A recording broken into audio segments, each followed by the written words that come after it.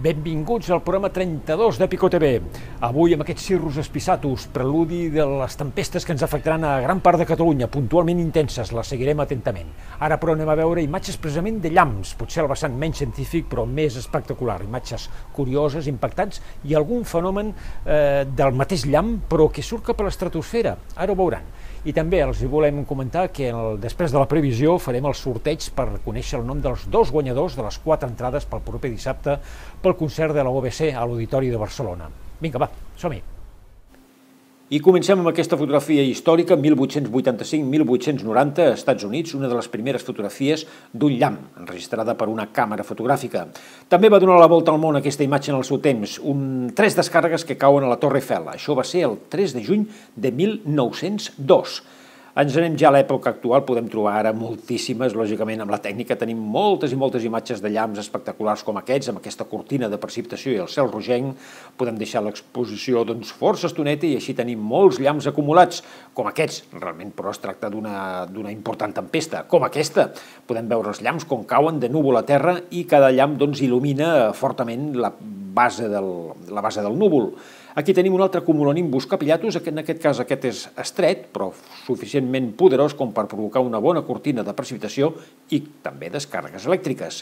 Atenció a aquest fenomen, això és el que s'anomenen popularment com a follets, entre d'altres noms. Són descàrregues que parteixen, que surten de la part superior del núvol de tempesta i se'n van cap a dalt, cap a l'estratosfera, fins als 80, 85, 90 quilòmetres d'alçada. Una altra imatge la tenim aquí.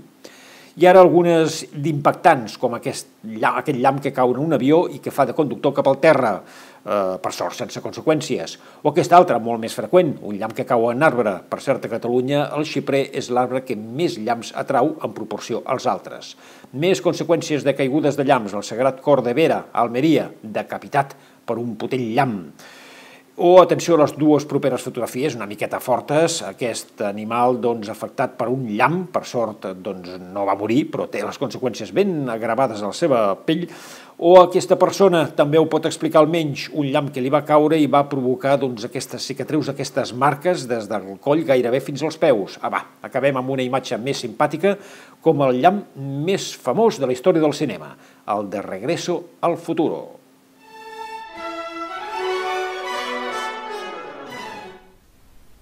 Vinga, va, anem a la previsió, que tenim força moviment per les immediates hores i potser a llarg termini, mig termini, veurem com es va complicant o no la situació. Hi ha coses interessants. De moment aquesta és la imatge del radar en el que podem veure entre Saragossa i Lleida la línia de tempestes que anava avançant. Això era cap a les 4, 2:45 de la tarda. Posteriorment, lògicament, la situació s'ha anat complicant i anem a veure com evolucionarà. Aquí tenim la península Ibèrica i anem a fer una ampliació d'aquesta mena de llengua d'aire fred que penetra des de Galícia cap a Eivissa aproximadament, formant aquesta bossa d'aire fred, temperatures de 23, 24, gairebé 25 graus sota zero a 5.500 metres d'alçada i aire humit i càlid en superfície, en fi, les condicions òptimes perquè hi hagi precipitacions d'una certa importància. Aquesta llengua d'aire fred ve encaixonada entre l'anticicló de les Açores, que afecta el nord d'Àfrica, i les altes pressions que hi ha també cap a Centre Europa i Europa Oriental, ben situats.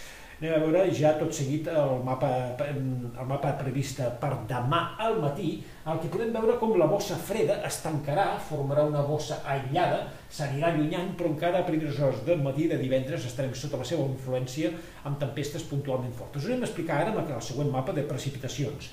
Aquest és el mapa previst fins a les 12 de la nit aproximadament, perquè segurament cauran precipitacions a altres indrets. Hi ha llocs on aquí figuren tanta, potser no caurà, lògic, no podem precisar.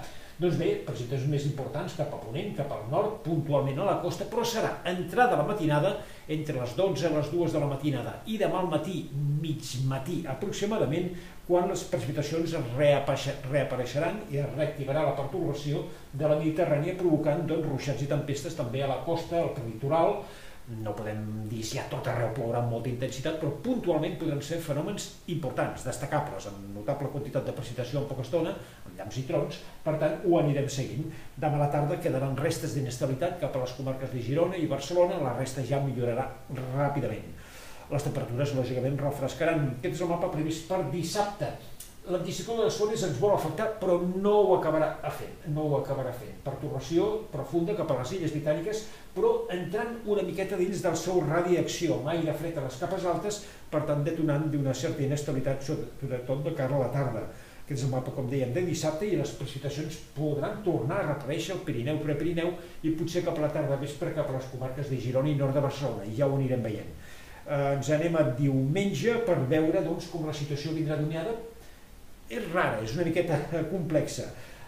Escanyada la pertorbació cap a les illes britàniques, però amb la bossa freda desplaçant-se cap al sud-est de França, Gol de Lió i Gol de Gènova. Entrarem dins del seu radi d'acció, per tant l'ambient serà frescot, força temperatures no pas elevades, i amb possibles precipitacions, amb algun ruixat de mitja tarda cap al nord, cap al Pirineu. No sembla massa cosa. Com dèiem, temperatures força fresques, mirin, altes cap a la zona de Polònia, fins i tot Alemanya, i altes cap al sud de la península Ibèrica, i entremig aquesta mena de sandwich d'aire més càlid, doncs aquesta llengua d'aire fred que ens afectarà, i per tant amb un ambient fresc, com dèiem. Ens anem ara ja tot seguit a dilluns. Què passarà dilluns? Doncs bé, sembla que la bossa d'aire fred es retira, però quedarà aïllada una bossa freda secundària que ens podria afectar entre dilluns i dimarts. Això seria ja el mapa de dimarts. Vegin la bosseta d'aire fred, ja veurem si es col·locarà aquí o no, però vaja que la inestabilitat podria reaparèixer dilluns al vespre i sobretot dimarts, amb nous ruixats i tempestes potser cap a la meitat nord de Catalunya. Ja ho anirem veient, sempre amb ambient fresc. Si ens anem més enllà, per tant la possibilitat de que això no es compleixi és cada cop més elevada, l'1 de maig es podria iniciar una irrupció d'aire fred des d'Escandinàvia, des de latituds polars, cap a l'Europa occidental i afectar-nos. Aquesta és una possibilitat, de moment la més clara, però igual demà diuen una altra cosa els mapes. Però vaja, sembla que tenim un moviment garantit. Acabem doncs amb una nit que possiblement serà de llamps i trons en algunes comarques, i veiem aquesta imatge d'una tempesta a Gènova del fotògraf Christoph Suárez, una imatge fantàstica. Doncs vinga, va, càmeres preparades, que tenim moviment. Adéu-siau. No, adéu-siau no, que queda el concurs, ja ens l'oblidàvem. Anem a deixar aquesta imatge de fons i anem a veure el resultat del concurs, que com ja hem anat anunciant, doncs vostès han donat les gràcies en el nostre fòrum, al concurs, al fòrum d'Epico.cat, per poder anar aquest dissabte a l'Auditori de Barcelona a escoltar l'OBC amb la sinfonia número 6 patètica de Tchaikovsky, el concert per violí i orquestra també de Tchaikovsky.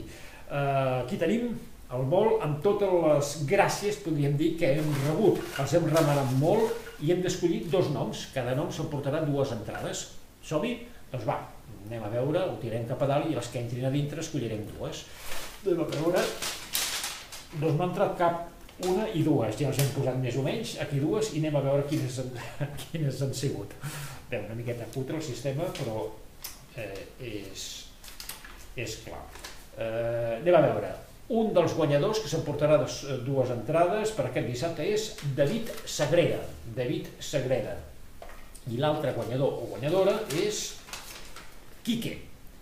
Per tant, ens posarem en contacte amb vosaltres dos, amb David Sagrera i Quique, quin escampall, tots els papers per terra, i ens posarem en contacte amb vosaltres i us direm on podeu recollir les entrades. Res més, això és tot. Fins la setmana vinent. Adéu-siau.